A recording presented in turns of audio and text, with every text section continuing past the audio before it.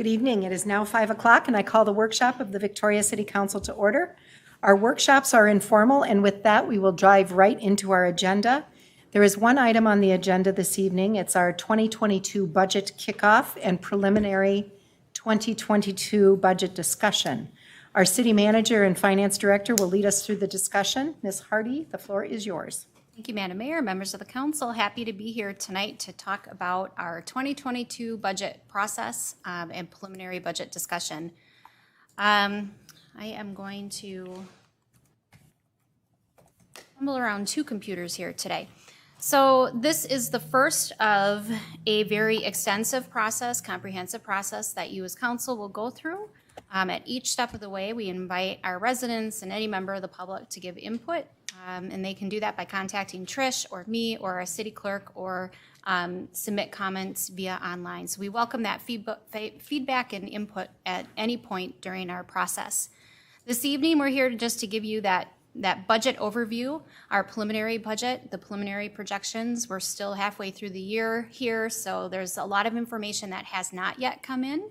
And Trish will give you some of those details. But our purpose here this evening is to give you that snapshot an overview of our preliminary property tax projections, and then direction. We'll be seeking that from you all on kind of what you want to see as we prepare for our max tax levy. Just to quickly back up, as you can see here, it is a 6-month process. New this year, we will be adding a budget workshop for you all in July. It will be an opportunity for you and our residents to hear from each of our department directors about what it is their departments do and how they fit into that overall picture. And then we will also talk about budget pressures, cost saving opportunities, and also efficiencies. And then in August, we will be doing our maximum tax levy preparation and be seeking council guidance from that. As you know, at the end of September, the state law requires us to certify our maximum tax levy. So taxes, our levy can go down from there, but cannot be higher than what you set. And that is done by September 30th each year. Then November, we'll really get into the details in our capital budgets, our enterprise funds, and then we'll be seeking direction for final budget preparation, which you will need to adopt by the end of December. As we just saw, this is a 6-month process, so we don't just have one long meeting. We are going to talk about this several times, so there's lots of touch points for you and our residents to give feedback. We do what's called priority-based budgeting, and that means our starting point is current services, so the services that we're delivering to our residents today. What do we need to do in terms of budget to continue to deliver the same level of service that we are today to that growing number of people? We also take a look at our financial plans, so what those commitments look like. As you know, we do multi-year budgeting approach here at Victoria, and then strategic plan items. So we just met earlier this spring. You adopted a strategic plan, and so the budget here, preliminary budget, does include some of those items to move the needle forward on your strategic plan items. Your starting point for beginning your budget discussion is that the city is in a sound financial position. So that doesn't mean that there won't be budget pressures, but the city's sound financial policies, our liquidity, the healthy fund balances that we have served us well, and particularly served us well during the uncertainty with the pandemic. As the city will be bonding for capital projects, it's important to note that Standard & Poor's, who rates our bonds, assigned Victoria with the highest possible bond rating, a AAA. And we talk about that a lot because it actually does matter.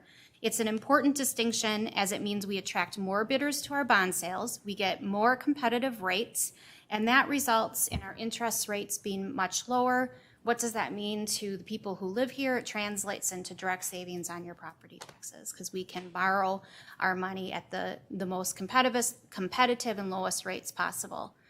This is an important distinction because only 6% of cities in Minnesota hold a AAA bond rating and 6% of cities nationwide. It's incredibly difficult to obtain and even more challenging to maintain. So we're really proud of that, and we thank the council for your leadership in financial policies.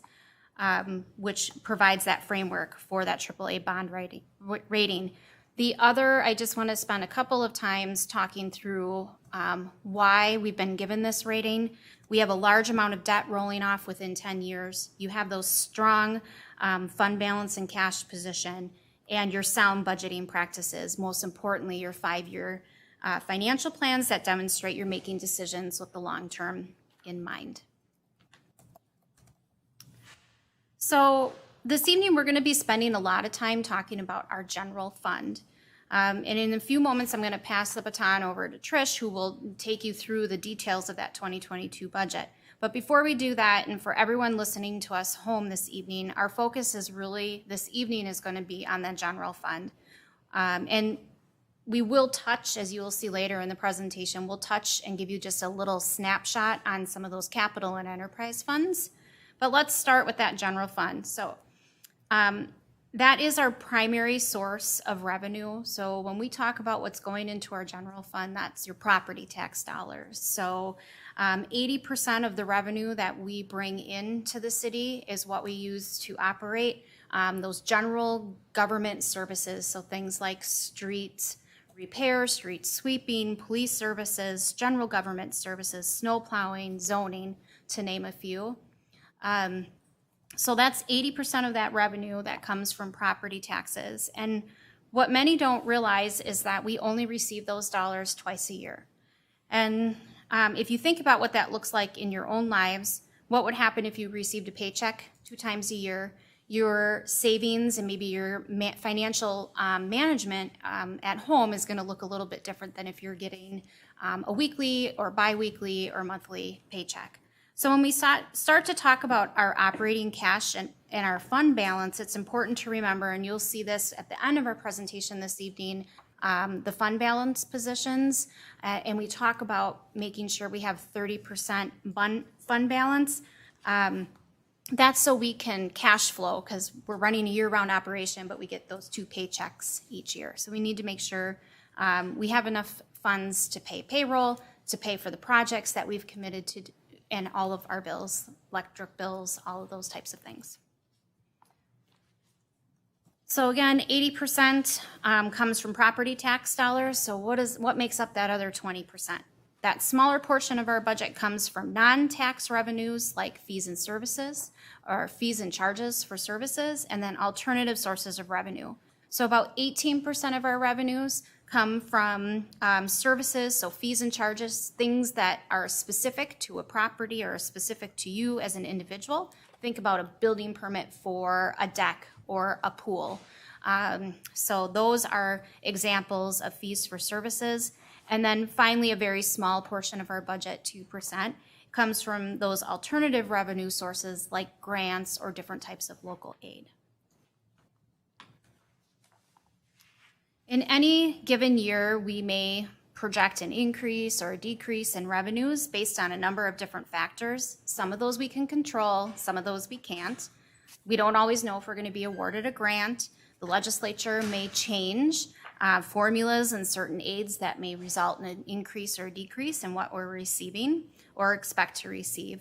But there are some fees, and we'll go through this as we go through the budget process here later this year, that, bless you, that we will have fees that the council can set. And we review those fees annually as part of our budget process. We start by doing a comprehensive review of what our market cities are doing, and then we also may project increases or decreases based on trends of historical data, market or economic conditions. I don't want to spend a lot of time on fees here this evening, because we will be taking a deep dive as we go through our process later this summer and early fall. But we're not just picking the fee to just say, hey, we're going to throw a 2% increase out there. So there's a little bit of rhyme and reason to how we set those fees. And the 4 examples are market comparisons. So what are our peer cities doing? They're set by an external source. For example, the legislature may describe what it is we can charge. Cost recovery, parks and rec programs are the most common types of cost recovery, or some of the permit fees that we're doing for like pool or decks, and then utility fees are set by those rate studies. I do want to share with you that our preliminary budget that Trish will go into detail a little bit later here does include some projected changes already. And we'll talk about those in more detail as we continue through this process this year. But for example, we wanted to let you know that we did increase our housing permits from 120 to 144 already. So that means we've increased what we project for revenue by $84,000. And what that means is we looked at our 5-year trend, and that trend obviously is increasing. We had a strong last year here, and so that did tick that number up a little bit. So we've made that adjustment in the budget. And then, as you know, you recently took action to decrease liquor license fees, but that's going to be realized in this budget year. That was a $30,000 impact to the budget. When projecting the budget, we strive to include all those known factors that will impact our budget for the upcoming year. We're, again, very early in this process, so there's a lot of things that may change yet, and a lot of information that is still expected to come. Additionally, there's maybe new laws each year, regulations that arise that we may not have anticipated. But here's where we are right now. There are no tax levy limits in place at this time. We still will not be receiving any local government aid. LGA is what it's commonly referred to in 2022. That's based on legislative formula.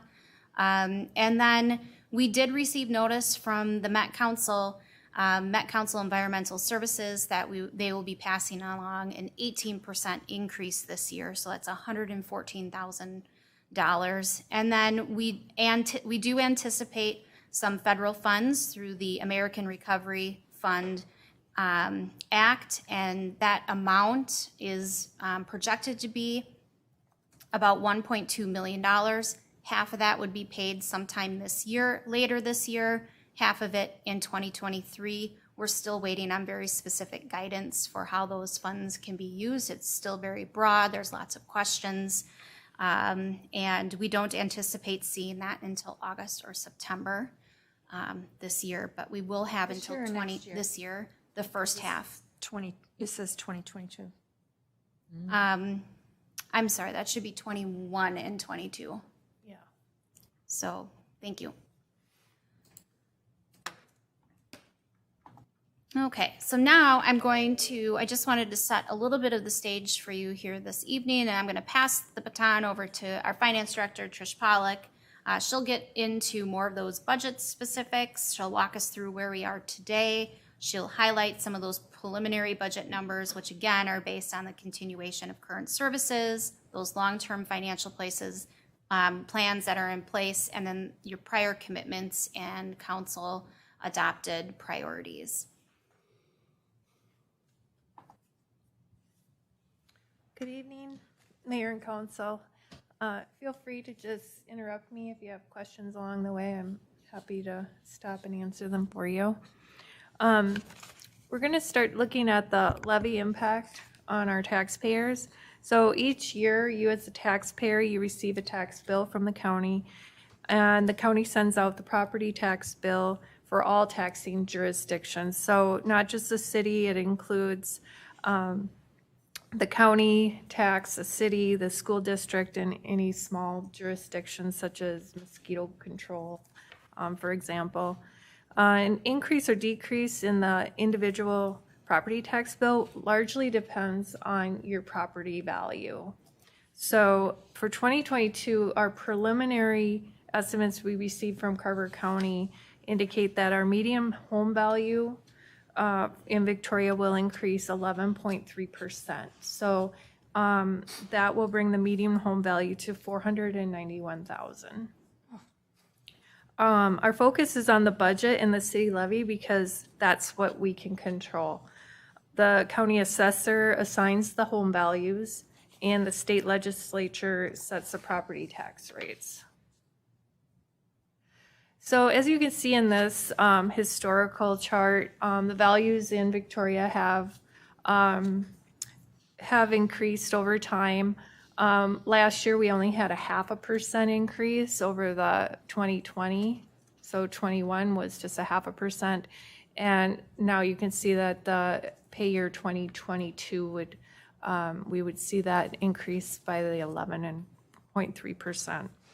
And why it's important, just as we talked about the property values, is that one of the key factors in calculating your property taxes and whether your individual property tax values are increasing or decreasing will determine your individual property taxes and whether or not they go up or down. So even if everything else stays constant, your bill will change according to your property value. So most residents living in Victoria will likely be paying more in property tax just because their value of their home is going to go up significantly for this coming year.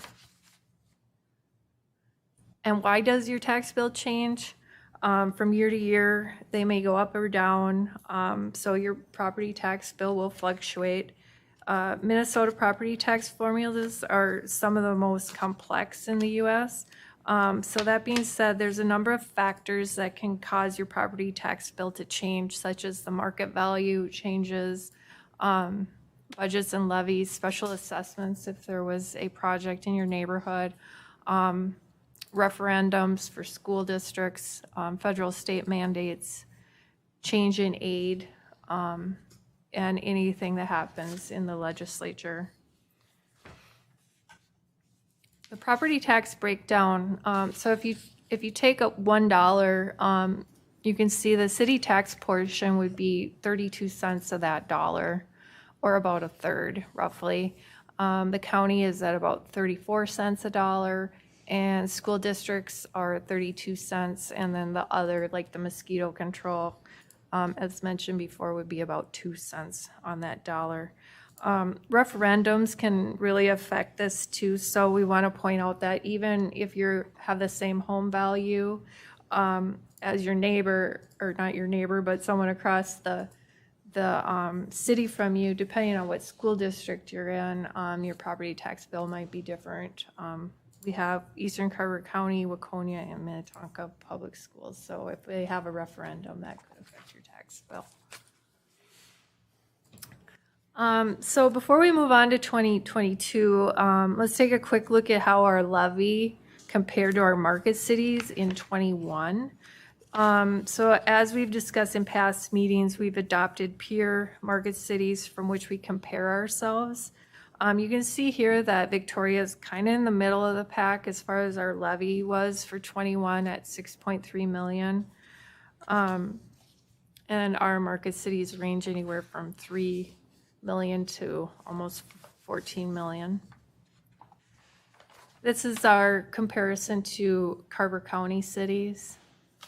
And even though the sizes and the population growth or development life cycle is different, commercial base all varies in these cities as well. So this is where we're falling in among the rest of the cities in the county. So what's changing in 22? The median home value, as I mentioned, has increased 11.3% versus 0.5% last year. New construction value added went up as well, and our projected new home permits were increasing by 24 homes. So that also increases the number of households and then our estimated populations. Victoria's tax base today is largely residential. There currently isn't a significant commercial or industrial base. This chart, you can see that the residential values that are all combined total market values of the properties in Victoria for existing and new construction continue to increase, and they're at about the 7.4% increase mark combined. You'll notice commercial and industrial, the 0.3% is for a small value that was added in commercial, but the total value of commercial actually is decreasing 11.2%. For some of you who have been on the council in the past, you've seen this chart.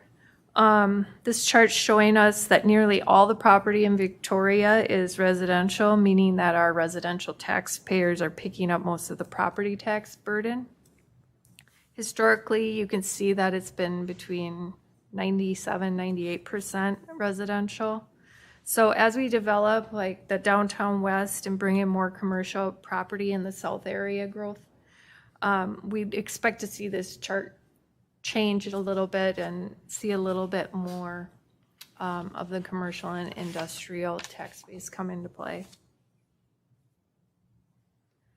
So being a new or a growing community, we should look at where the new value in the community is being added. So this chart's showing what property type, so the residential, apartment, and commercial that are being added throughout the years. And as you can see, the light brown or the cream bar in 21, we're showing an increase in apartment value. That was the Bethesda project.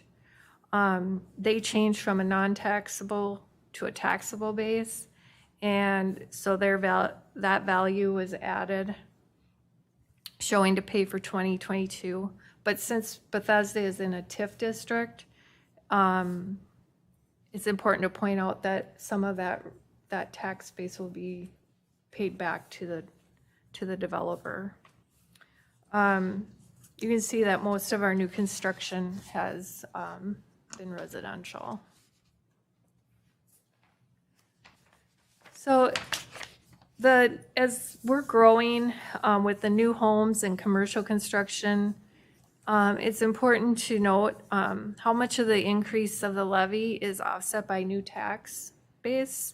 So about 72 million of new construction was added to provide approximately $234,000 in taxes.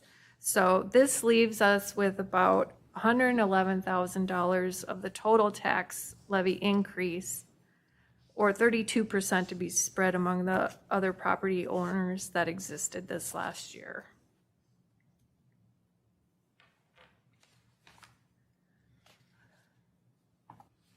So the projected levy increase for 2022 is 5.48%. Last year, the levy increase was 6.74%. It's important to note that the 5.48% does not mean that your property taxes go up that percentage. The property tax projected increase is what the total was over the prior year's levy.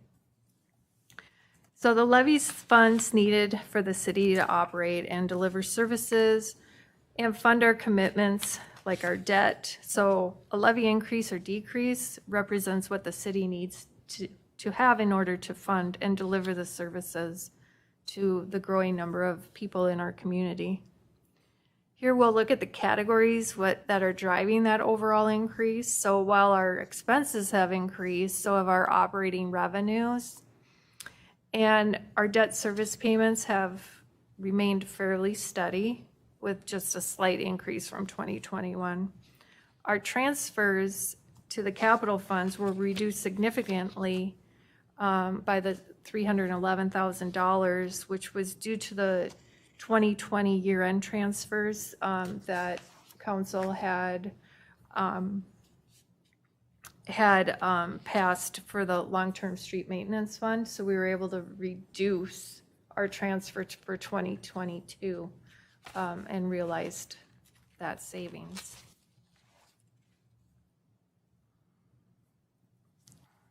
This slide shows how previous decisions have reduced the levy. So again, that additional transfer in 2020 to the long-term street maintenance fund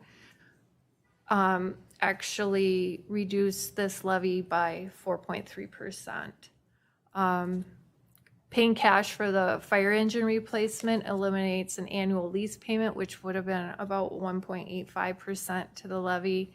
And then there's a couple of items that we were able to use the CARES funds for.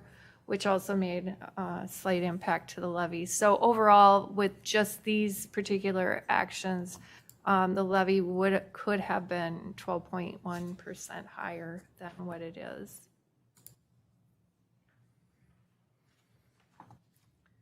So what would that 5.48% levy increase look like on your property tax bill? For that hypothetical 490, well, it should have been 491,000, sorry. Property would be 1%. So the property class rate is 1% of the total taxable market value of a house. So the tax capacity on a $499,000 house would be $4,900, and the city tax rate would be 32.32%, which is a 0.11% increase over our 2021 city tax rate. So city taxes on that home would be $1,586. Trish, Yes. are we capped at a certain percentage by law of what we can tax? Yeah, yeah, so we can do 1% of the value of the home, so we could do 1%, and actually you could go over that if you had other, like your EDA had a levy and whatnot, so it actually could go higher than that. So we could actually tax this $499,000 house. The city portion could actually be as much as $4,900. Yes, yep, that's correct. Yep. And I put that this is the median value, but I misspoke on that because it should be 491, but this is what it would be on a 499,000, so yeah. So, I'm sorry, can you back up again? So that 32% is the percentage that we are actually using of our available. Correct, of the 1%. Thank you. Yep. So this slide shows what the tax rates were for the cities in Carver County for 2021. So as you can see, Victoria's at the bottom, lower end of that scale for the tax rates. Chaska and Chanhassen have a pretty large commercial base, and they're quite a bit larger cities, so they do have lower tax rates than we do. But as you can see, many of them are significantly higher than what Victoria's tax rates are.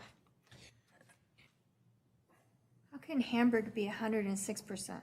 Like I said, it does include, like, if there's an EDA, if the EDA yeah, and if, knocks it so out. there can be other ways that cities can tax through. So I just combined them for, just to be simple. But so here's a monthly bill comparison. So the $132 per month, or the $132 city property taxes, how it compares to some of your other bills. So just as like your utilities, $178, cell phone would be $140. So it just kind of gives you an idea of where city property taxes falls into some of the most commonly monthly costs of a household. A lot of people are dumping cable. That's a lot of money. Yeah, I'm one of them. the cable, yeah. But you gotta replace that with streaming services. And those are getting really expensive too, by the way. I've noticed mine's gone up quite a bit. My internet's $100. Yeah. So, what do you get for that $132? This just kind of breaks down the 132. So like public safety would be $32 of that amount, and your public works for streets, plowing, trail maintenance, $21. General government, which includes zoning, planning, finance, elections, permits, admin, legal, $44. And then I included like the transfers that we do to the capital funds and park and rec programs.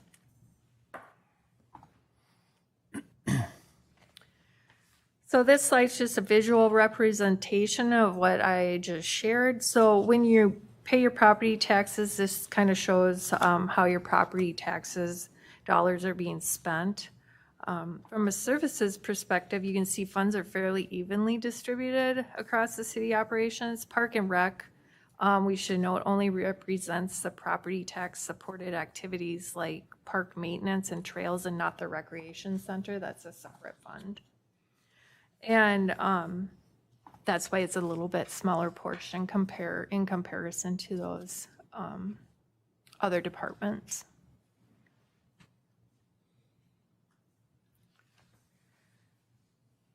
So shortly we'll get into council discussion, but before we do that, let's just take a moment to review what this preliminary levy includes. So a 5.48% increase is being proposed.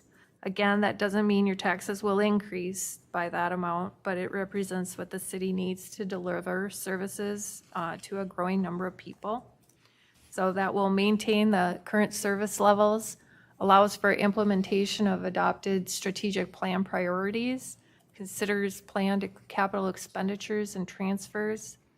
It estimates for the unknown budgetary factors, reflects previous decisions made impacting the 2022 levy, and includes the addition of 2 new FTEs. So, Trish, can you go back one? Yeah. Where does the CIP fit in this? So the CIP is going to, that's another workshop that we're going to have a little bit later in the year. But most of the CIP is going to be from the transfers that we take out of the general fund to support those capital purchases. So we have a long-term plan. And so we know what we're going to be needing through the years, and then we know how much we will need to transfer from the general fund each year in order to support those funds. So we're going to show a couple of those funds a little bit later in the slides to kind of give you an idea of how that kind of all fits in. But we will have a whole workshop on those CIP funds as well. Okay. Yep. I have a question. Yep. Are you saying that, okay, so property values went up 18%. So with our current tax rate, they're going to go up that much, right? 11.3% was 11. the property value. So we will, our tax levy will increase if we make no, So the take levy, no action. the levy won't increase. So what could happen, like if we had a flat levy, say we had the same levy as we had last year, same dollar amount, your property taxes are still going to go up. That's what that means. Well, that's what I'm asking is are you saying that even with the values going up and increasing, that we still need 5.48% above and beyond that? Yes. Really? Because, like I said, your property taxes would go up even if we kept it at zero. Your property taxes will still go up. But we could lower too. I mean, You what I can- need to know is you can how much do lower- we actually need? How much would we get and could we lower? Yep, and that's why we're going to go through exactly what's included in this levy, so then you can make those kinds of decisions. Okay. That's where this comes in, where the preliminary levy with the screen she's got up right now, this is where we cut. If you want to drop that 5.48%, what are we cutting from the budget? Right. And it means that we're either going to go after our strategic priorities or we're not going to do anything, because we need the employees to keep up with the population growth, to keep up with the demands that are put on City Hall. So just to maintain current service levels, we need the employees. I don't think we'll cut their previous decision-making on for next year doesn't leave us a whole lot. We have no commercial base to depend on. So that's why if we continue to go after our strategic plan, the goal there is that someday we'll have that commercial base to depend on and help homeowners actually reduce that 32.32% and drop down to 30%, which is the goal. And that's the ultimate number, that percent of the total property taxes that you're paying, the 32.32%. We would like that to be at 30% or less. Right. So we're not going to get there if we start to cut stuff from our budget that we've talked about and things that we want to do to get us to a point to be able to do stuff. I'd love to say flat tax, but that doesn't get us anywhere. That's poor planning, and if we get hit with something that we're not expecting without any reserves on a flat tax, people are going to be going, how were you planning? What were you planning for?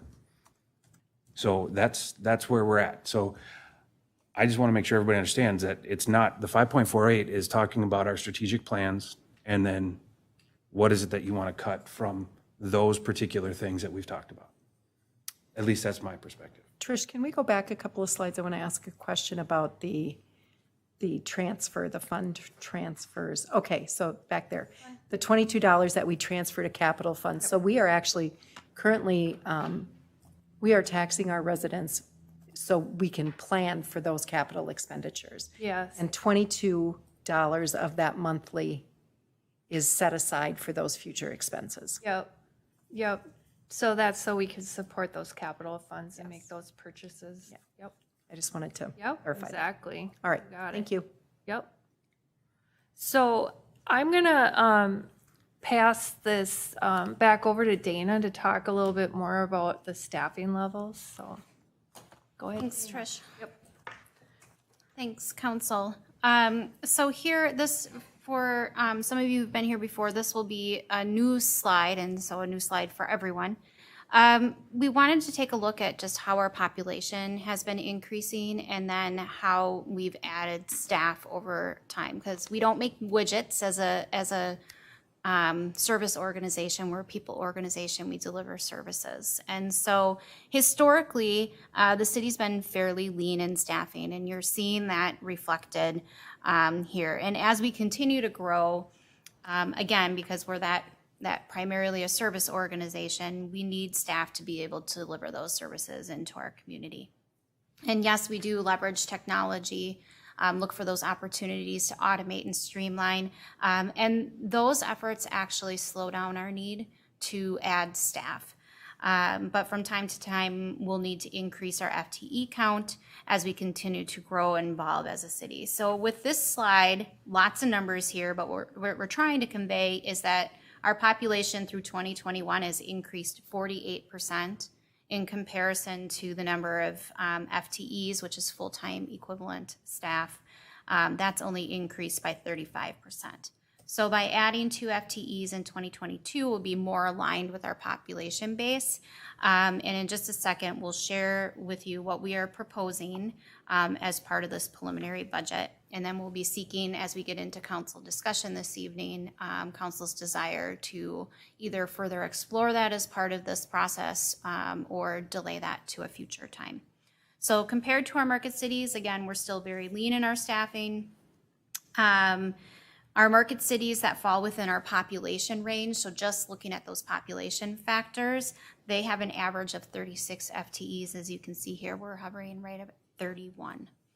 So what we're proposing in this preliminary levy does include funding for an IT manager and an entry-level planner.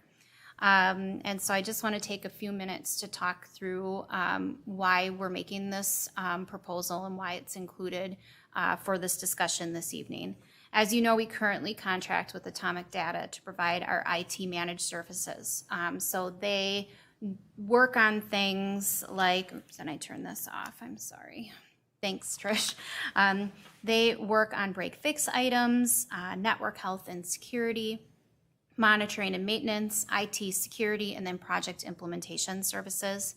This year, as a cost control measure, we actually had to reduce the level of service we receive from them to the bare minimum. And the other side of that is Assistant to the City Manager, Alyssa Swanson, has absorbed a number of those IT duties. So currently, She's spending easily 50 to 60% of her time on IT-related projects, issues, troubleshooting, and initiatives. And she's doing an outstanding job, but she's not an IT professional, does not have that background. So we feel that the time spent on these matters, as much time as she's spending, shifts her focus away from other duties. So if we were to be having the level of services that our original contract called for, we would be our budget would far exceed that. So as we continue to grow, as we continue to add more technology, as those costs for those contracted services, for IT managed services continues to increase,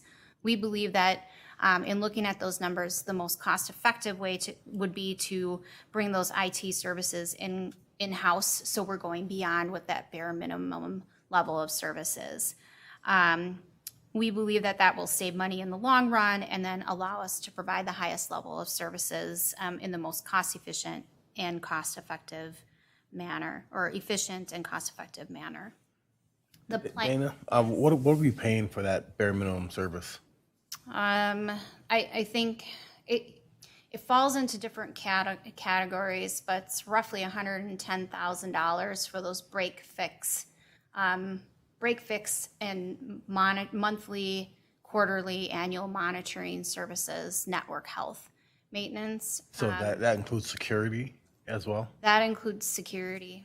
And then we're looking, there's projects and then unplanned things that happen, and we get billed by the minute for that contract. So that's why we, based on a number of things that are happening, the amount of technology that we rely on, the pace was far exceeding what our monthly allocation was for the last 2 years. So when we look at those things comprehensively, what we have budgeted, $110,000, would far exceed that, and that doesn't include the budget for the actual technology projects that we're implementing and moving forward with. So does the IT manager replace this service? Yes, it would replace this service. So the difference would be about 30. There would be a, 40,000. not including, we think, so again, there are IT project things that come up. So a switch fails and we have to buy a new switch, or those things are not included in there because those are not in budget. We've got some contingency to deal with that, but those types of projects are not. Or if we have we have an IT capital project that we'll plan for, but the time spent, we get billed separately, that would come through that. So there would be some cost savings in future years. We don't think the cost savings would be as significant in 2022 because you have a transition year where you have to pass through documentation and really pass that baton off from the managed services to the new staff person who would be taking over those duties and responsibilities. So there would be some savings we anticipate, but not significant until the following years. As for the planner, again, being in a growing community, we have an increased number of plan reviews. That planner has to review every permit that we receive. They look at all the different details to make sure that what is being proposed in that permit actually fits into and meets all the requirements that we have in our ordinances, those things like setbacks.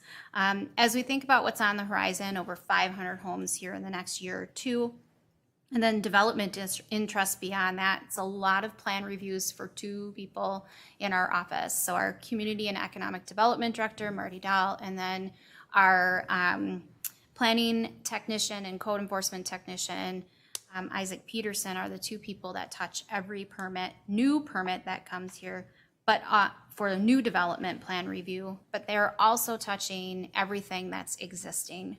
So if you think about all the decks and pools and patio type things that come, landscaping type things that they are looking at, those are all things that they need to review in addition to fielding all those cold calls, those which primarily fall on Mr. Peterson.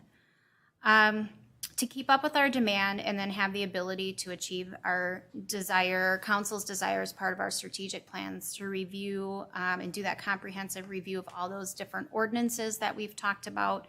And then beyond that, we are proposing a planner be added in 2022. So this position would primarily be funded through our general fund, but we do believe that a portion of those wages and benefits can be funded through building permit revenue. So there'll be some offsetting revenue. So that offsetting revenue is hard for us to predict. So we have the full amount at this point planned for as part of this preliminary discussion. So just wanted to give you just a little bit of background and information as to why we were making that request at this time. And then I will just give it back to Tricia to kind of walk us through some of the other details. Thanks, Dana. There's some additional cost pressures related to delivering the same services we have today to a growing number of people.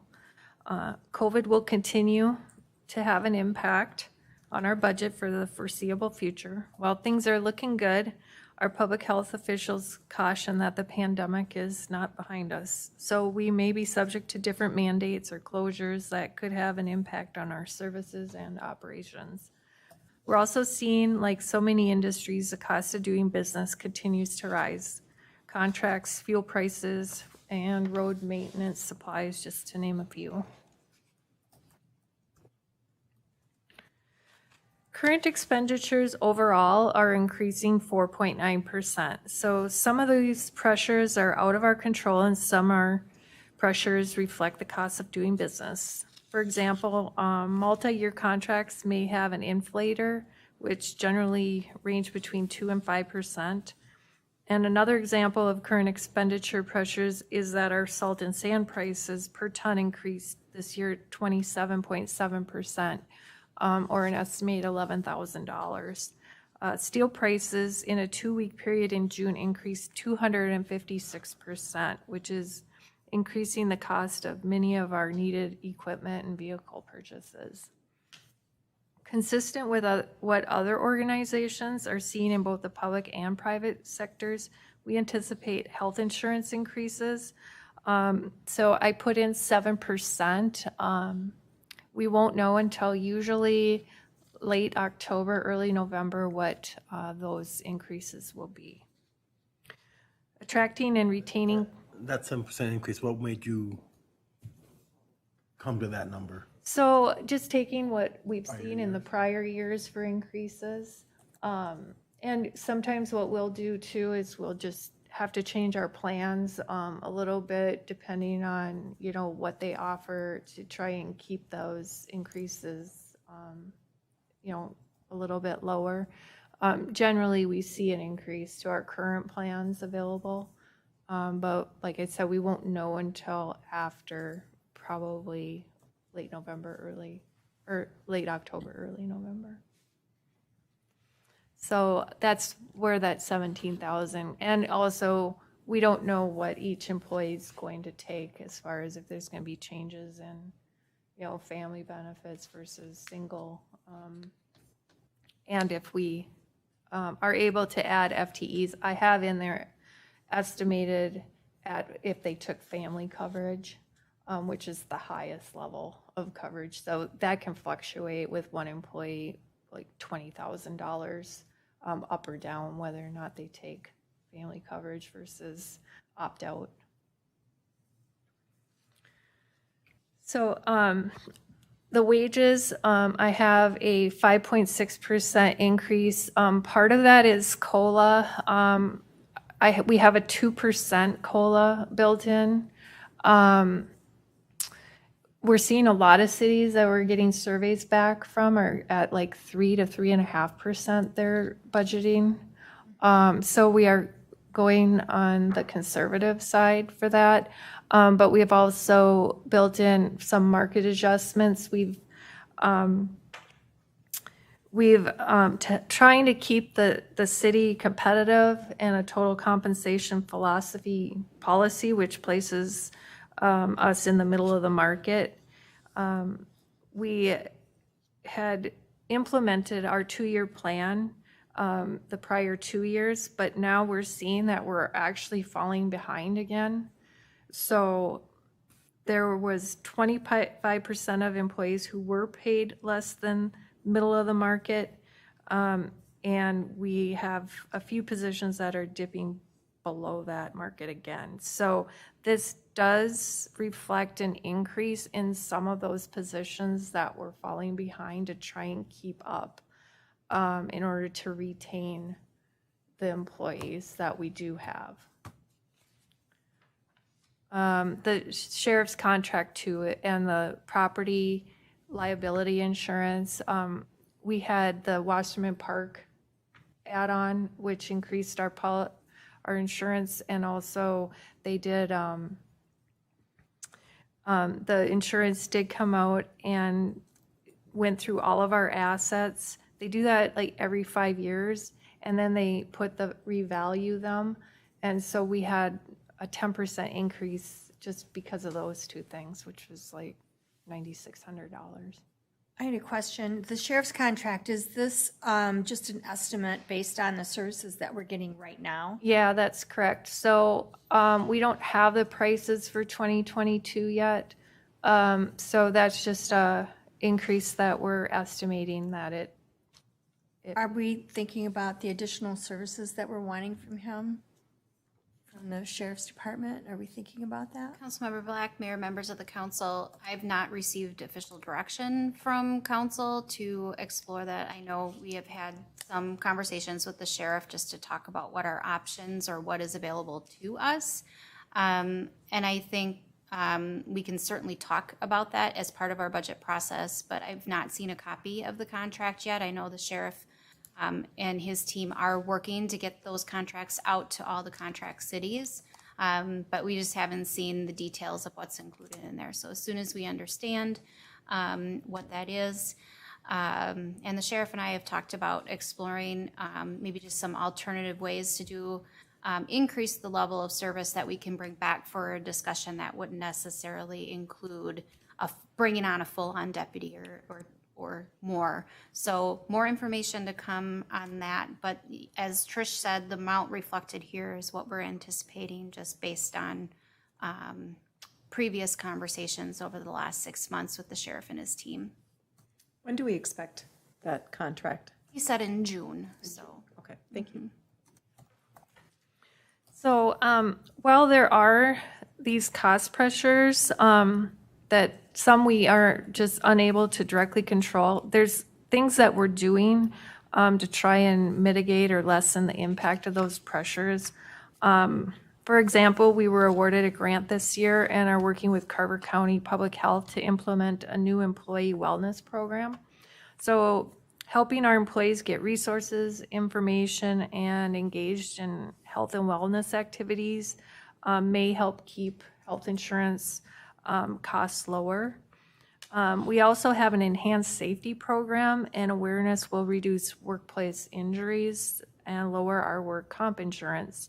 So one injury or one bad year will affect our rates for 3 years. So we are working on different ways to try and mitigate these costs. Parks and trail maintenance, that's increasing. We just have more parks and trails to maintain. So even just the addition of the Wasserman Park will put an impact on our maintenance needs.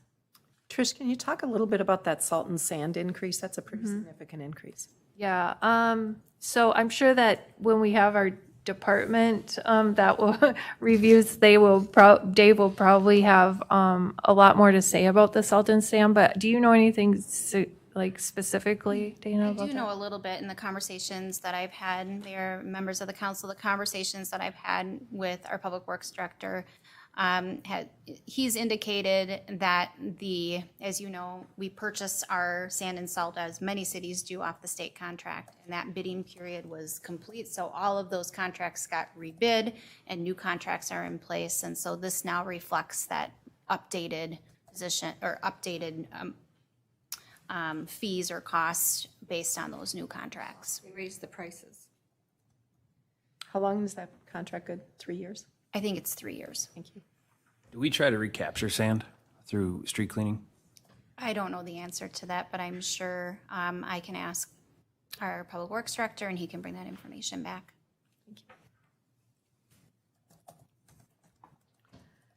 So as we previously discussed, the council has a long-term financial plan that helps us plan for replacement of existing assets and plan for new assets to accommodate our growing community. The multi-year funding plan for capital and other plans also continue to impact the property tax rate. So we do account for small increases annually to provide for some inflationary pressures in capital. The largest increase is for the capital facilities.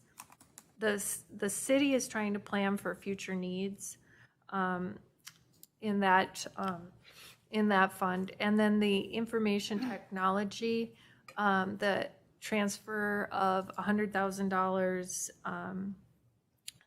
We're hoping to plan for a fiber extension to city properties. So that's to help to save for that. And then as a few years back, as a part of the city's strategic plan, council began a $50,000 annual increase to the trail fund. That's just to ensure that we can make progress in our trail gap. And we're going to take a peek at that fund coming up here so you can kind of see what that extra $50,000, how that fund balance has been holding. The city's been transferring $100,000, which will remain the same for 22 into the park fund. For 21, we didn't transfer any money into the concerts into the park fund because there wasn't really much activity in 2020 due to the pandemic. So we didn't do one in 21. So now that things are starting to get back to a little bit normal, we'll start transferring money in for those concerts again. The long-term street maintenance fund, this is where we're seeing that decrease, the transfer to $164,000 since we had done that 2020 year-end transfer into this fund. And then the equipment vehicle funds continues to see budget pressures with the cost of equipment. It just continues to increase. So planning and saving for replacement is critical to our long-term plan. There's a $120,000 transfer to the Public Works Capital Fund, which is a significant decrease from prior year, and a planned $10,000 increase to the Fire Equipment and Vehicle Fund for 2022. Lastly, the city has been in recent years transferring $80,000 for unplanned expenditures and insurance contingencies. Since our insurance renews in the mid-year, it's hard to plan for unexpected increases for the current budgeted year. So that would be for a portion of that. Again, we'll be taking a deeper dive into these plans so you can see what projects and assets will be included, exactly what items are going to be in these what we're planning or projecting to be spending on these funds. So as we look way out to the future and ask what's driving the projected increases, the city is a service organization, and a very large percentage of costs are for personnel to perform government services that don't have other fees associated. For example, the sheriff and fire or streets and snow plowing. Increases directly affect the property tax levy. And as we continue to grow, we'll need to increase our levy to provide the same level of service to a greater number of people. Looking beyond 2022, what's putting pressure on future budgets and levies?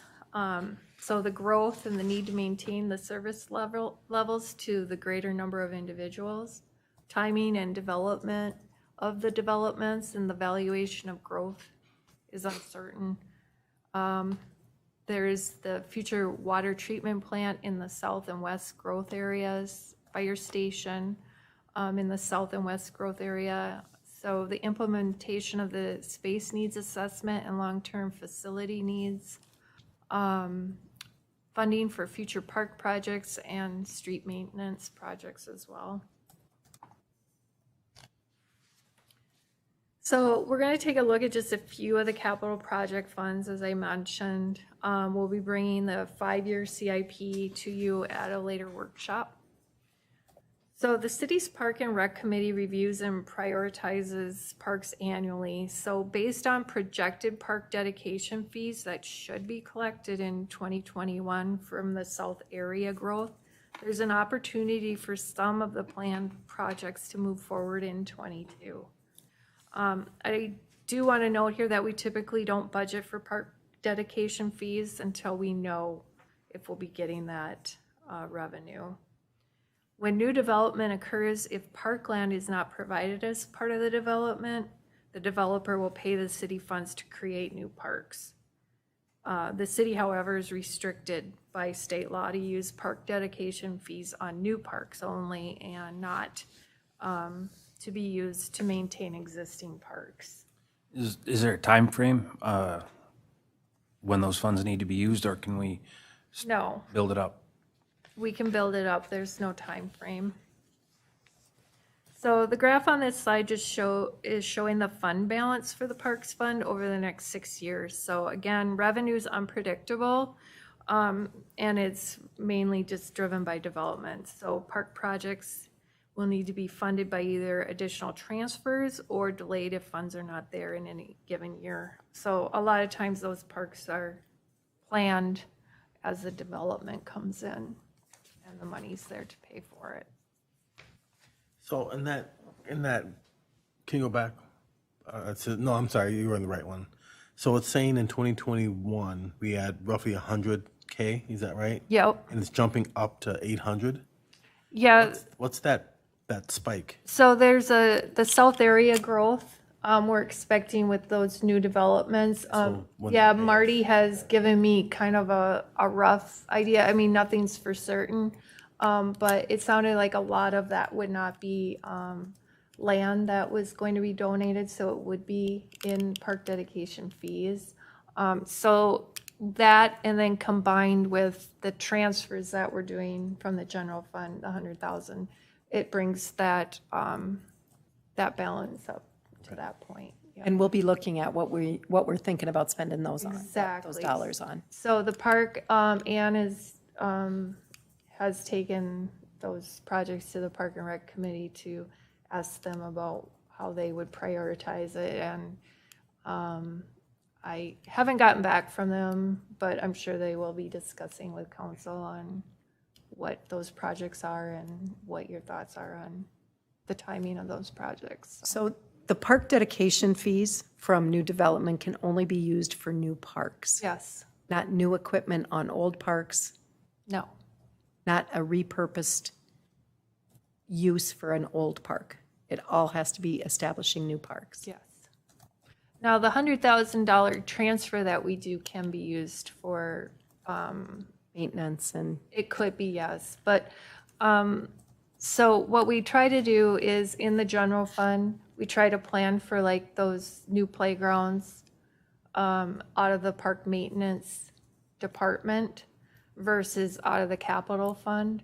So we try to just keep the park capital fund for the new parks.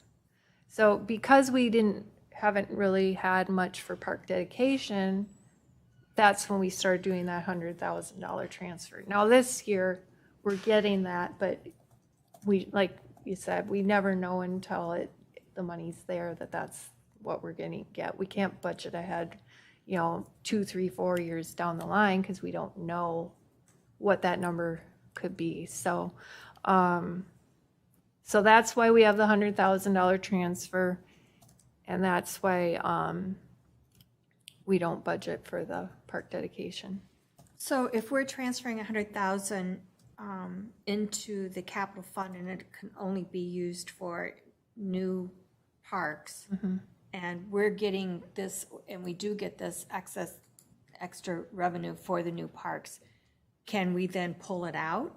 You could decide not to do that transfer for sure. The reason why the transfer was started is because we just weren't getting any park dedication fees for so long, because all the Lennar projects, they had paid up, through earlier projects, they had met their requirements quite a while ago, and a lot of those were the developments that we've had in the last few years. So we just haven't had the park dedication fees to spend. So that's where that transfer came into place, but you certainly can make the decision to not transfer that into that fund. And you could also add that to the park maintenance department instead and not do a transfer, and we would just budget it through the park maintenance department. If there's, you feel there's a specific need. We do have projects, some playground rehab in there for 2022 that's been identified. Can't think of what name they are off the top of my head, but there is about $75,000 in for park capital outlay for 22, I believe. Okay, yeah, I think if this is what's coming in for the next few years, I would think that 100,000 would be better used for maintenance. But if I'm not mistaken, that the extra money we're getting can only be used for new parks though. Right, but I'm talking about the 100,000 that we're transferring into the capital fund from the general fund. Rather than putting it into the capital fund, I'm thinking of putting it into the park maintenance. I mean, does it? Do we have is there a benefit to where that money sits in one place versus the other? So, and we'll be able to look more specifically when we go through the CIP on what those projects are and what happens to that fund balance. And, if there's projects in there that can be pushed out to wait and see if there's more park dedication money that comes in to pay for them. But right now, as it sits, even with these $100,000 transfers and what Ann has identified as projects that they want to do, in 2026, we fall below the line. So In new projects. So that means you can take that 100,000 and put it into park maintenance, but they're not going to be able to do some of those new projects that they currently have in there. Yeah, I think it's worthwhile, though, to compare the Yeah, we're gonna have to park look maintenance at with the capital funds. Well, and for see where- sure, and you See can what look is- at What is those. in the CIP? What Right. from the park I perspective? think that's worth. But just A worthwhile remember, all exercise. those new parks are gonna need maintenance. So just keep that in mind when we're shifting money around. So you'll be able to look at those in more detail on what those actual projects are and what you think are what's most important, if it's the new project or if it's you want to put this money into the existing parks. I know at one point in time, too, we talked about trying to find out what parks were used and what equipment people were interested in and doing some of that. I don't know, I'm looking at both of you. Can either of you speak to whether any of that kind of work was done so we can, if ahead, we've got an overabundance of tot lots? Go ahead, Dana. Thank you, Mayor, members of the council. So in conversations with Ann, this is something that she actually prides herself on. She does a lot of outreach with neighborhoods in the community to understand what it is that they want. We also include those types of questions in our community survey, which will be coming up again here in 2022. So there's an opportunity to get feedback on that as well. But when we're thinking about, or when we have projects that are scheduled, that are coming up, she starts to do that outreach and does neighborhood meetings, does maybe some boards, gets some ideas, and then sends out a survey to those residents so they have direct input on what it is that they use, what's missing, what do they want to see, what don't they use. We do have a lot of what we'll call tot lots. And so as our community evolves and grows and goes through its, life cycle, and its growth cycle, probably at some point, we won't have as much of a need for tot lots like we do today. And so she's very much in tune to, in listening in the Park and Rec Committee. This is part of what they evaluate as part of their charge as well. Do we know how many of the tot lots are developable? I don't have that information.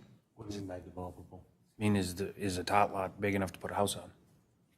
If associations don't want them anymore and we don't want to manage them, is the space that a tot lot is sitting on developable for a house, which helps us on our tax base, helps a neighborhood get rid of a management issue that they don't want, they're seemingly don't want, and points us to bigger, our residents to bigger, more functional parks.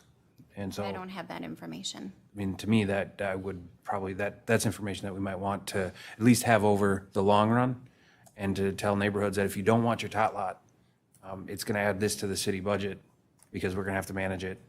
So here's the other option that we can do. And if the space is big enough and it makes sense, is it developable? Or could they be repurposed for Well, yeah, not necessarily a tot lot? but Right, for some other function. I mean, they still want the green space, I would think. And, yeah, I mean, if we build a larger park that has more green space that we're managing and it outweighs the functionality of a tot lot, which is exactly what it sounds like, because there's not much an adult does there other than just watch the kids play on the park. And so, I mean, those are just questions that I would ask, and it helps us in some areas where the associations no longer want to manage them. So, good conversation for the future. So here's a look at the Trail Gap Fund. So the Park and Rec Committee has spent a lot of time reviewing and prioritizing trail gaps. And in 2020, the council approved the recommendations of the committee. And so that, in 2021, we're showing the Bavaria and Greencrest projects. They may or may not be finished by this fall. The preliminary review or feasibility study will be conducted in '23 for the Highway 5 underpass trail, which is currently planned for '24. So that's just a couple of the projects. Again, this revenue is increased by $50,000 annually to support these projects. The fund balances the line there. As you can see, it goes up and down according to the projects, so we try to make sure we have enough fund balance in there before we move forward with the next project.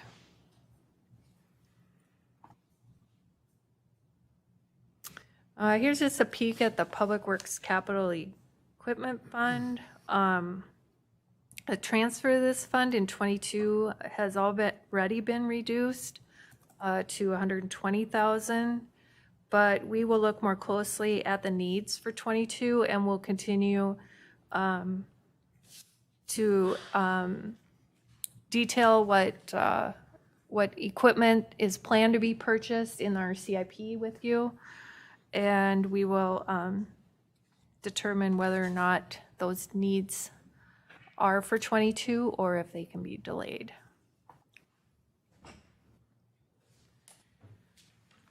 So the council spent a lot of time over the past 2 years discussing the utility franchise fee fund. Utility franchise fees are collected through the property's gas and electric bills and submitted to the city by those utility funds, those utilities quarterly.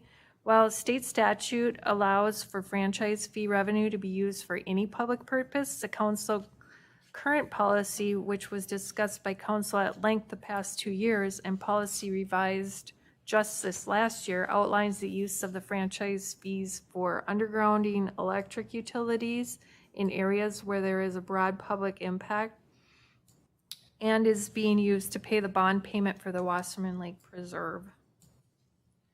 So this chart's just showing that there is still fund balance available should some undergrounding projects arise, and is still able to pay the bond payments for the past undergrounding project and the Watchman Park.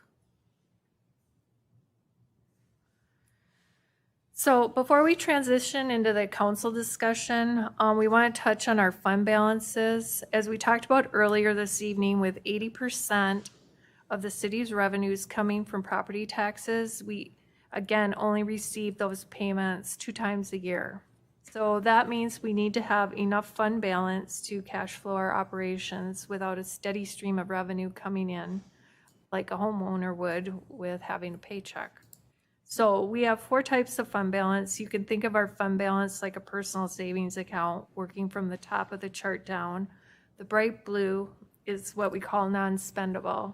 So that's about $600,000, and we reserve what we need to make payments at the end of the year for purchases that occurred in 21, but the payments aren't actually made until 22. So we have to have that balance set aside to make those payments. This fund balance also includes an interfund loan from TIF District 6, which will be repaid back from the TIF fund after the bonds are paid. As then we move into the next category, the dark blue, this is assigned fund balance, and that number fluctuates each year and is not something we plan for. So at the end of each year, we're required to have a balanced budget. And if we have a better than projected revenues and lower than planned expenditures, like we did last year, we may end up with some funds. And most of this fund balance is generated by responsible fiscal management and departments coming in under their operating budgets, and also some revenues coming in higher than expected. So when we close our books, generally around our audit in March, we bring that agenda item to you with those dollars assigned, and ask for your approval on those assigned fund balance amounts. So we currently have about $300,000 in that fund balance. Our largest fund balance, as you can see, is reflected in the brown. That's our unassigned fund balance. This is critical. It's set by the council's adopted financial policy to reflect 30% of our operating budget for the following year. As our budget grows, the amount of our unassigned fund balance also needs to grow, which, by the way, is best practices for cities and a contributing factor to our AAA bond rating. Finally, we have the committed fund balance of about $800,000, which is also referred to as our revenue stabilization fund. This is the gray bar. These funds are restricted by council policy to be used on building-related expenses and activities. The idea is to ensure that growth pays for growth and our existing homeowners and taxpayers are not subsidizing new development. So I'm going to pass it back to Dana to walk you through discussion. Thanks, Trish. Council? All right, you've seen this slide probably twice already. So again, as we get into our discussion, we just want to set a little bit of a framework. So that preliminary levy at 5.48% is the funds that we need to operate. So to continue to deliver those current levels of service to a growing number of people. It allows us to implement those adopted strategic plan priorities and continuing to move that needle forward. It considers those planned expenditures and transfers that Trish just reviewed with you at a high level. And then it does provide a little bit of wiggle room because we're early in the year yet. We don't have all of the information.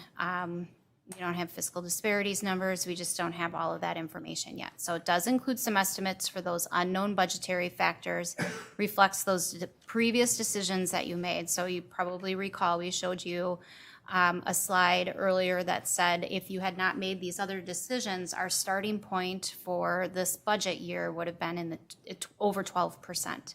So those decisions that you already made as council has given us a starting position at 5.48%.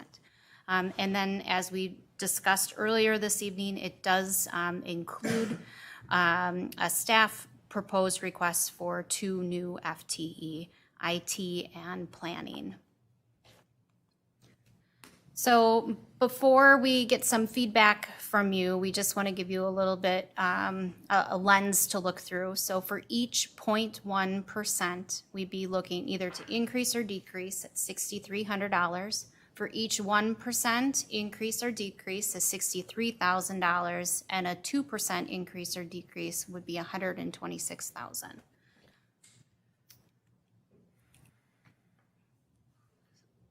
Let's talk through service level changes. So as we said, the preliminary budget included what we're currently doing today. So we have 2 things that we're proposing that we're currently not doing today. And we had former Commissioner Randy Maluchnik come in a couple meetings ago and talk to us about membership in SWCTC, so the Southwest Corridor Transportation Coalition.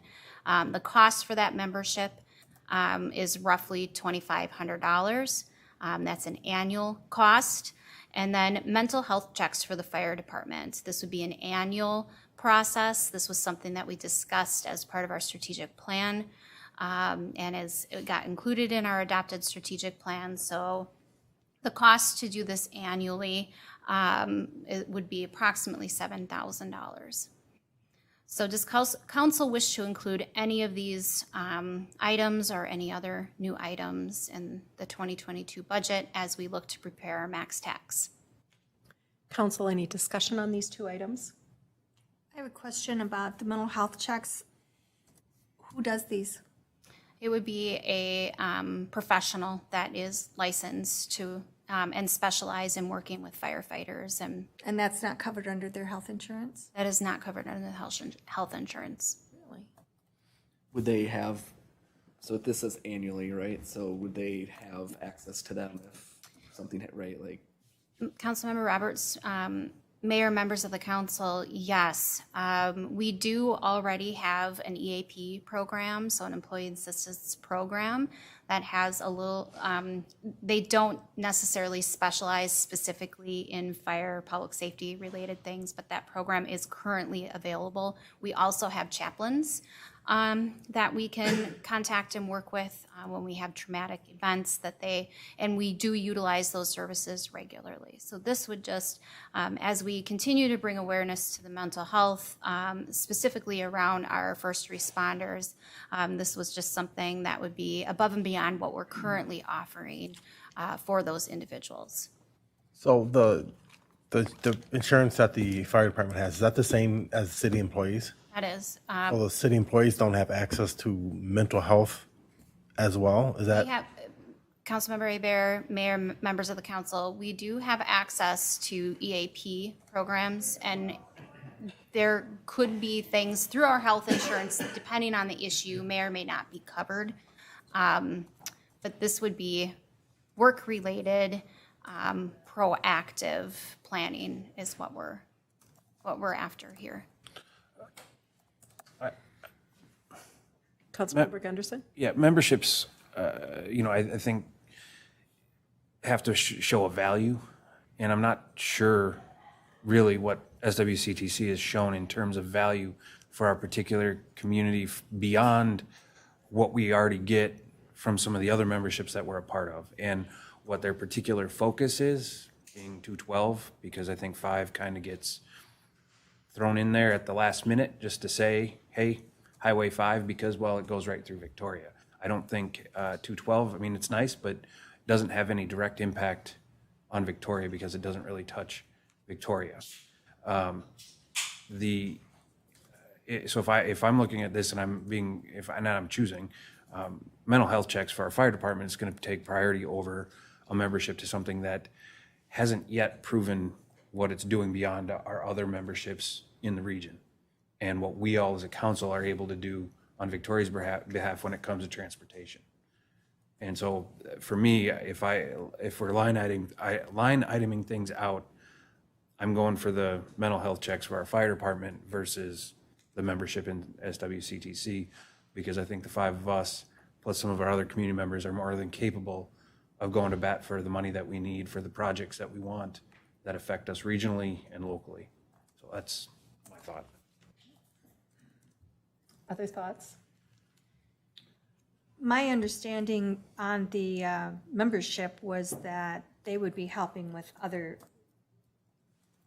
projects, rather not just Highway 5 or 212, I don't- like with 18, so that they can get all the cities to work together so that you could go to, I don't know, is mean, that, Well, they're an independent group. Right. Aside from, So the that's what- elected and elected officials and right? staff. And is this mental health check just for the fire department, or is it for all of the employees? Councilmember Black, Mayor, members of the council, it would be for just our fire department, as the cost does reflect a specialty for those first responders. Okay. Other comments, direction for the staff? I kind of agree with Councilmember Gunderson on the membership. If that membership went away tomorrow, would we miss it? I don't. We currently don't have it. Well, I'm saying if we, Yeah, we I mean, haven't that's a good had point. it. We don't have it, and it's. I don't feel like we're lacking because we don't have it today. But There seems to be a plan for, right, for Highway, right? Like, there's. Yeah, you they know, already planned it. right? So, you know, I mean, 82nd, we've put a lot of work into already, right? So I would agree with Derek and Elvin that, I mean, I think we should prioritize the mental health checks if we're prioritizing one. Okay. Do you have some other slides you need to get through? I have a couple more slides, Mayor. All right, so I think we're saying cross off the SWCTC membership and continue on with mental health checks. Is that what I'm hearing? Great. Okay. Earlier, we talked about the two proposed staff changes. So staff's recommendation is to add an IT manager and a planner. And we talked about kind of the rationale behind that earlier this evening. And so is this something that council would like to see as part of max tax? Or do you have other? Council, thoughts on this? I guess my question is the service we're paying right now for it's 110,000 whatever. I guess I'm not clear on where does the IT manager bridge that gap, right? Because we still need security. If we're getting security from this third party, right? So the IT manager would then, is that another software, that application that he would have to implement? So If we go Councilmember away Adair, from the yeah, third Councilmember party? Adair, Mayor, members of the council, we do purchase our own and license our own security software. So what we're paying for through our managed services contract is an individual, so time and labor, to have somebody monitor and alert us when things happen. And we have set certain thresholds based on different criteria. And so that cost largely is reflective of the time spent on that. So we already own, license, have subscription to those things. So we don't anticipate, at least initially, we've got products that we feel meet our needs, and don't anticipate that change would include those things. We license all our own switches. We license, and so really what we're paying for is that monitoring service, which through this position would be able to take over and do that. So we're not paying, and we've set different thresholds. Like we don't need to be alerted at 2 a.m. if a switch goes kaput. And so we've made some decisions internally to keep those costs as low as possible on those notifications and staff absorbing some of those duties. So, I'm sorry, Councilmember Hebert, anything else?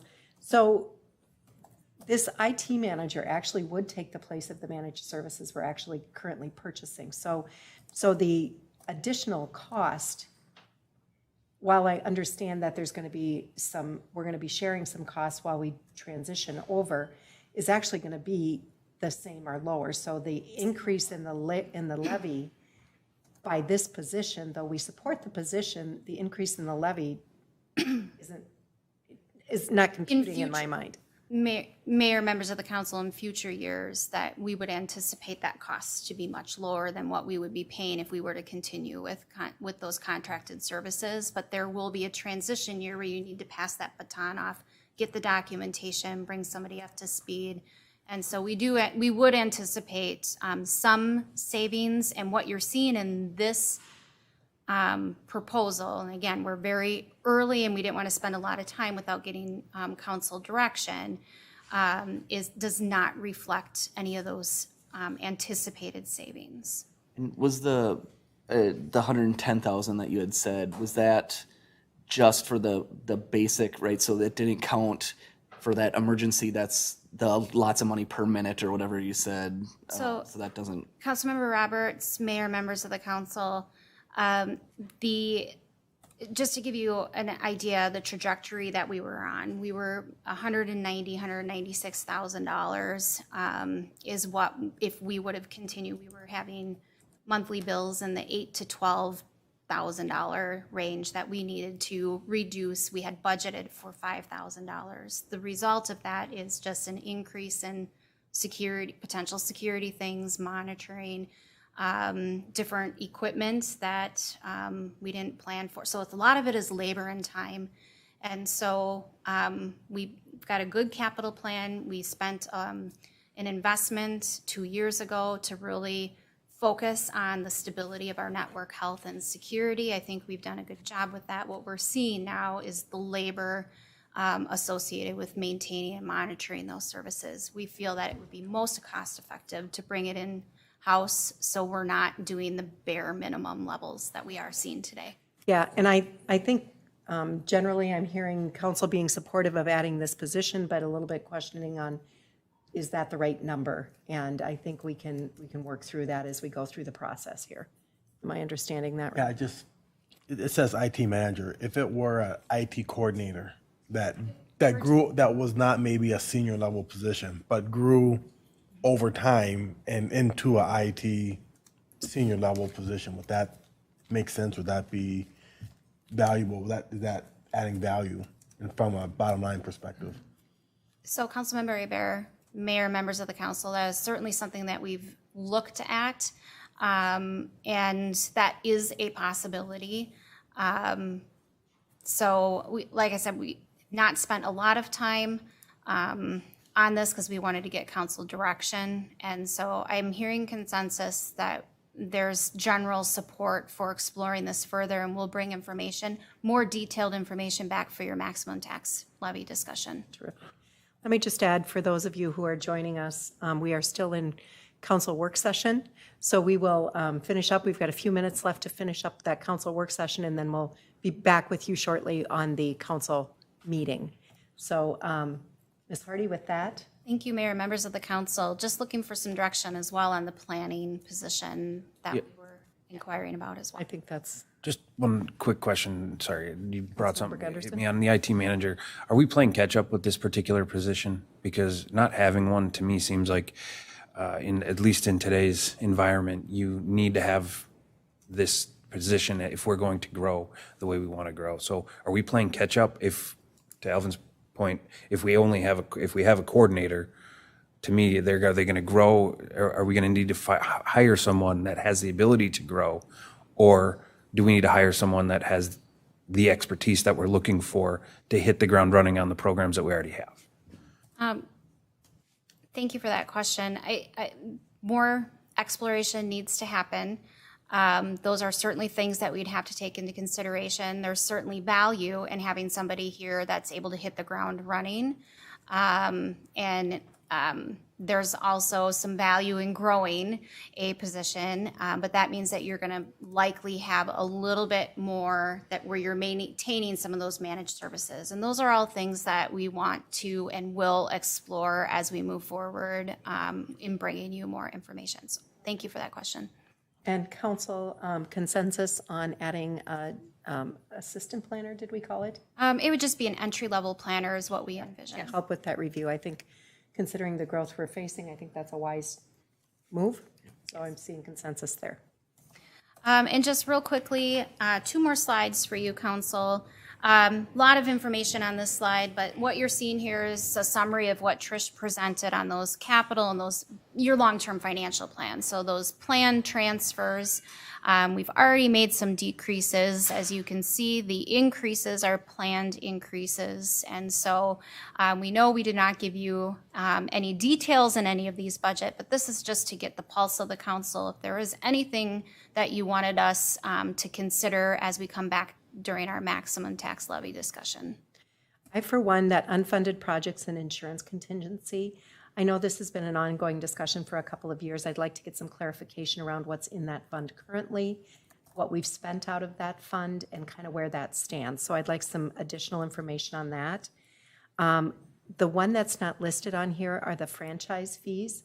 We are collecting franchise fees at a pretty good clip in excess of what we need for our for what we've committed to. So I'd like to also have a further discussion around that franchise fee fund. I know that we can kind of blink those off and on and raise those up and down. And I'd like to see maybe if we could find a little bit more equity in what we're spending and what we're collecting on that. And then the other thing that I personally would like a little bit more information on is the fund balance. I'm trying to remember what you called it, but there's about $300,000 in excess that we collect that we don't plan for. And I'm wondering if we can use some of that to absorb some of these other costs, like, for instance, the mental health check for the fire department. Can we absorb that $7,000 out of that $300,000? I'd like to have a conversation around that as well. Council, other direction for staff? Would that be a consensus, what I just said? Oh, is everybody in agreement with that, or?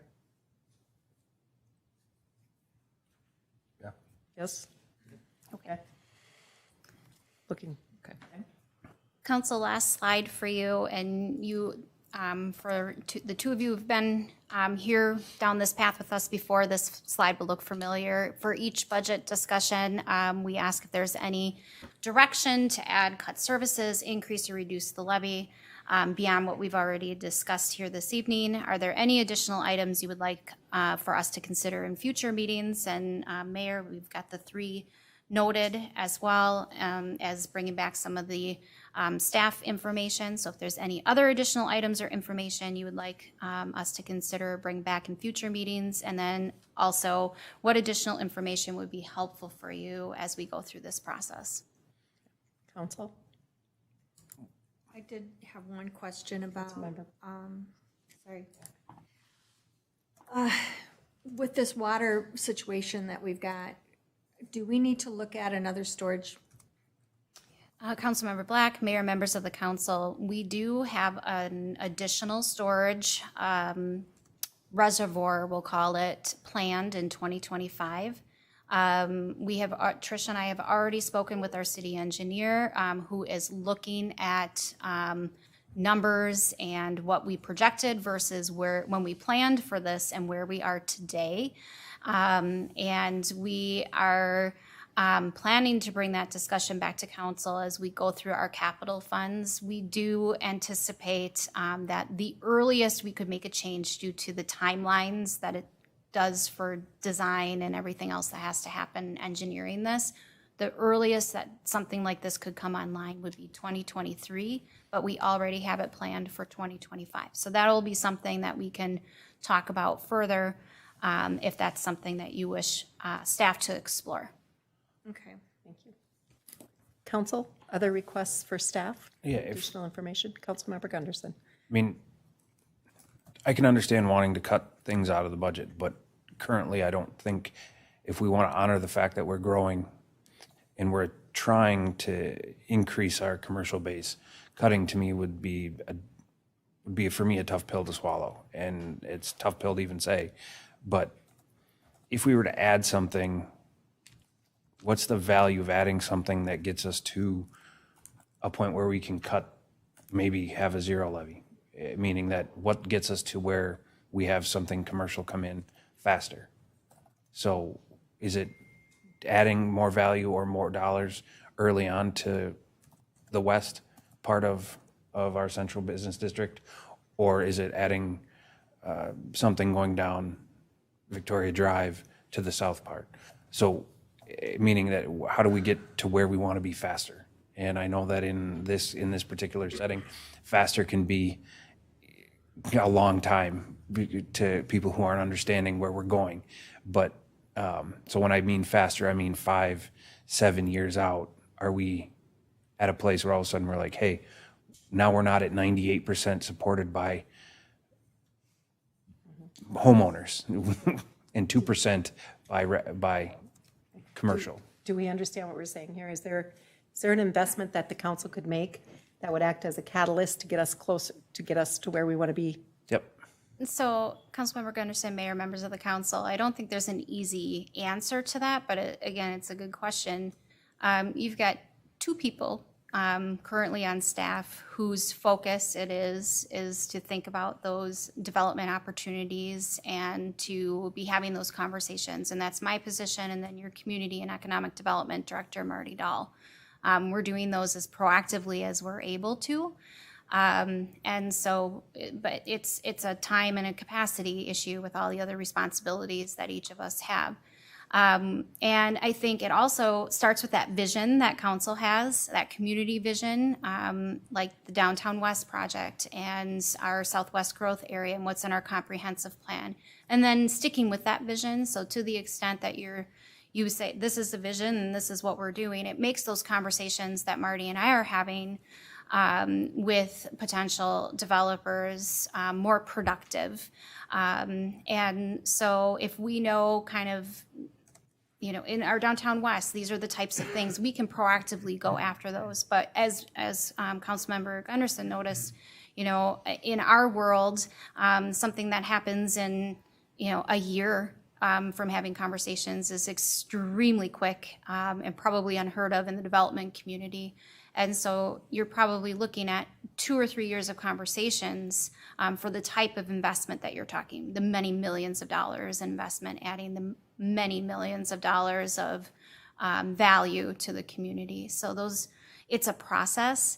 And I think when you have a good reputation, which Victoria does, and we have good processes in place that when they're ready to make that application, that things flow smoothly. You've got good policies, and we can have those productive conversations up front. Things flow as quickly as possible as they're able to. And so I think, Council, you're on the right track, unless you want to throw a whole bunch more staff at us to do that kind of work proactively. I think you're on the right track. I mean, my point is short-term pain, long-term gain, right? I mean, I'm living in a garage right now, but I'm hoping by August I get to utilize the entire house that we're renovating. So short-term pain, long-term gain is my thinking on how we're going to get to a point where we're not looking at 98%, which to me is too much dependence for a community that's growing. Not only should we be growing in population and bringing people to our community, but we should also be growing commercially. So I want to make sure that we're addressing that and we're keeping our eye on reducing the percentage that our homeowners are getting. So Great. Point well taken. Thank you, Councilmember Gunderson. Anything else from council for staff that would be helpful as we continue through this process? It's early on, and I suspect as we walk through, we'll learn a few more things and we'll have some additional assignments. But for right now, if there's anything else, now is the time to say it. Ms. Hardy, anything else from you? Nothing from staff? Ms. Pollock, you're good? I'm good. All right, with that, I think I'll take a motion to adjourn the workshop. So moved. In a second? second. All in favor? Aye. Aye. Any opposed? Oh, motion carries. We are adjourned. We're going to take a 5-minute